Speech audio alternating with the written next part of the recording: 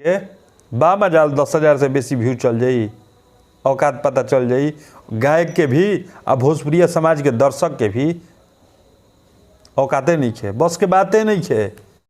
नमस्कार प्रणाम, भोजपुरी समाज खबरें भोजपुरी में आप सबके स्वागत बा। हम महेश तिवारी बहुत दिन के बाद रउआ सबके बीच में हाजिर बानी। आज कुछ बात ही ऐसा बा जौन के चलते वीडियो बनावे के पड़ल हा।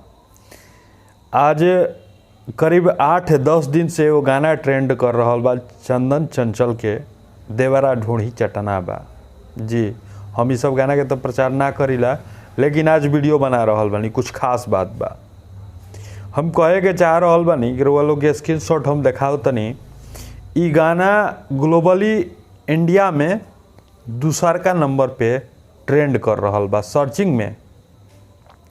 यह गाना के इतना सर्चिंग होता है, यह गाना के कीवर्ड इतना सर्चेबल बा कि गाना के अगर पोस्टर या नाम लिख के या टैग लिख के कोनो गाना में अगर डाल दिया है, वो गाना वायरल हो जाता है। ये गाना बहुत मोस्ट पॉपुलर बा, गाना बहुत बेजोड़ तरीका के गाना बाज रहा बा।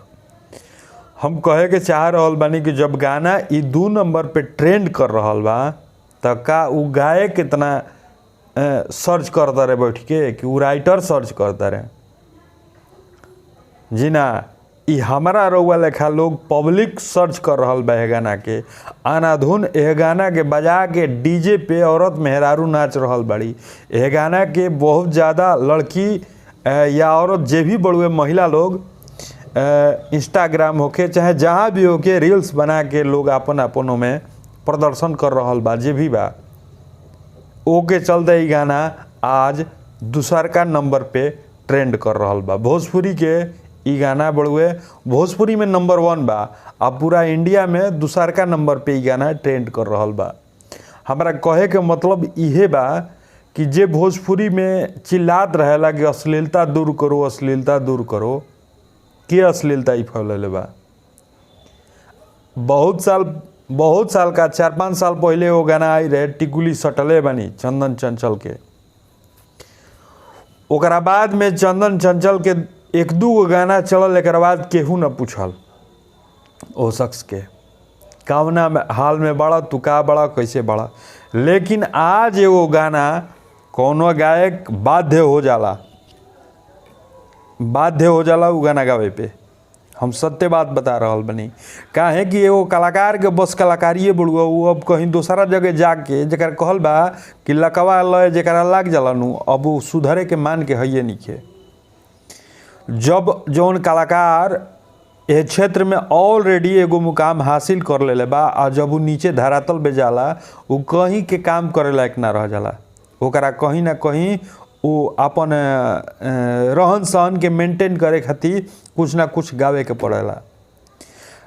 राइटर लिख देले, गायक गा देले, तो वो गायक रहो सब बरियारी गाना थोड़े ना बजवाओ तारे कि आप गाना बजाइए।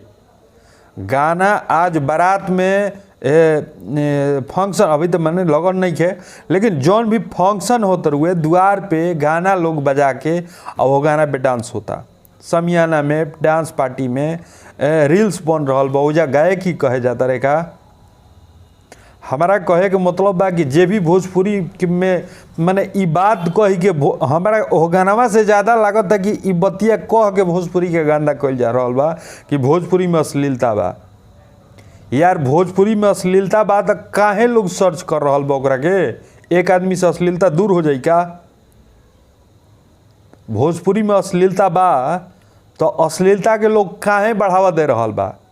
वो गायक एगो सेतिहा के मिल जाता, राइटर सेतिहा के मिल जाता, जे भी होके जे गाव दिल बा उस सेतिहा के मिल गइल बा कि तू गा दिल। ई सुने वाला दोषी निखन का हई? हमनी के जौन भी समाज के औरत महिला लोग बा लोग वो अपन प्रदर्शन कर रहा बा लोग एथी पे रील्स बना के, ये लोग के दोषी निखे का? दोषी एक आदमी नहीं है, पूरा समाज सबसे अधिका जनता दोषी बिया। जब जनता गाना सुन रहा बिया, मजा ले रहा बिया, तो अगला पे आरोप लगावे के कोनो हक नहीं है।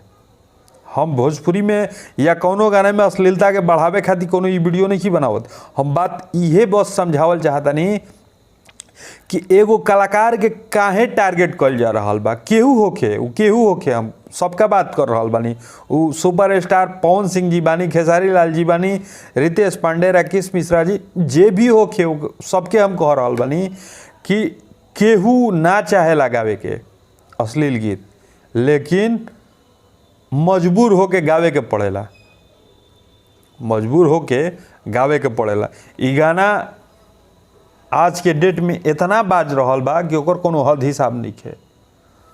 ओकरा बाद ई अगर चंदन चंचल एगो निर्गुण गाना गा देस, निर्गुण पे कभी 2 रुपये केहू लगावल ना चाहे, लेकिन निर्गुण नाम सुनते गइलो बुखार आ जाई।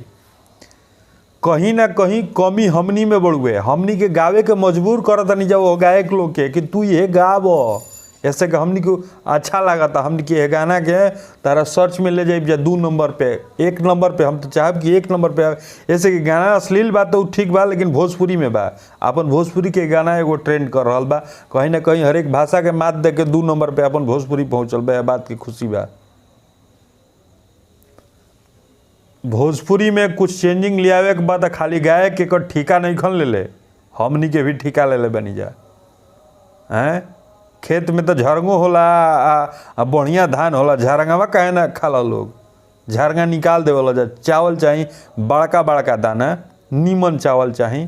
तो गानों भी तो वही में बहुत सारा गाना बन रहा बड़ी सो, ओहमे गाना नीमन गाना बनत। अब खराब का गाना के तू लोग ट्रेंडिंग में लिया वो तरह 2 नंबर पे सर्च में फिर कह तरह गाना खराबो बा। नइखे गाना खराब, तार लोग के दिमाग खराब बा। गाना आवता तो जब सुनत नहीं तो ओकरा के सुनी, सपोर्ट करी, मनोबल बढ़ाई कि तू और ऐसे भी और गंदा होके गावो जी। यह आज के भोजपुरी है। बहुत लोग के खराब लगी कमेंट में कुछ लिखी हैं, हम खराब बात नहीं कहत, आ जरा खराब लागत हुई हमारा वीडियो से दूर रही। ऐसे कि आज कहीं ना कहीं समाज वो गाना के अपन प्यार दुलार दे रहा भी, तब वो गाना ट्रेंड में बढ़ुए। आ वो गायक के तू नेवता दिले बड़ा जाके फिर कर पार्ट 2 गई है बबुआ, काहे कि तू अभी भजन गईब, तार भजन को उतना प्यार ना मिली। भजन अब भजने के सीजन बा, देवी जी के गाना, माई के गीत आई, ओकरा बाद छठ के गीत आई, लेकिन वो गायक बेचैन रही है कि कब देवी गीत माने दशहरा बीतो कि बस अपन गीत नयका जो तैयार के लिए बनी पार्ट 2 हम जल्दी मारी।